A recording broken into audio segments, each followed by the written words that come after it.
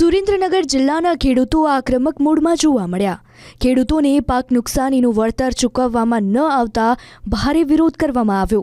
જમીન માપણીના પ્રશ્ને અધિકારીઓએ ઉડાવ જવાબ આપતા હોવાનો દાવો કરાઈ રહ્યો છે, તો વિપક્ષે પણ ખેડૂતોને સાથે રાખીને વિરોધ નોંધાવ્યો। લખતર, પાટડી, વઢવાણ તાલુકાના ખેડૂતોએ રેલી કાઢી કલેક્ટરને આવેદન આપી રજૂઆત કરી હતી। કલેક્ટર કચેરીનો ઘેરાવ કરીને ભારે વિરોધ કરવામાં આવ્યો। સિઝનમાં 150%થી વધુ વરસાદ પડ્યો। ખેડૂતોએ ફોર્મ ભર્યા, લાઈનોમાં ઊભા રહ્યા, પણ વળતર ન મળ્યું। સાથે જ જમીન માપણીમાં વિસંગતતાથી ખેડૂતોને પડતી મુશ્કેલીઓની પણ રજૂઆત કરવામાં આવી।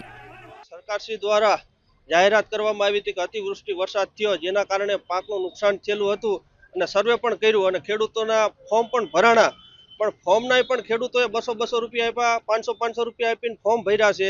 હજી સુધી સહાય ચૂકવવામાં આવી નથી। 20% જેવી સહાય ચૂકવવામાં આવી છે, પણ ખરેખર રીતે આમાં વાલા દવલાની નીતિ થઈ છે। જે જગ્યાએ ભાજપના નેતાઓ છે, જે ગામની અંદર, એવા ગામડાની અંદર પૂરતી રકમ ચૂકવવામાં આવી છે અને સામાન્ય નાના ખેડૂતો હોય છે અને જે બીજા લડત કરતા હોય છે, એવાને હજી સુધી ખાતામાં સહાય ચૂકવવામાં નથી આવી।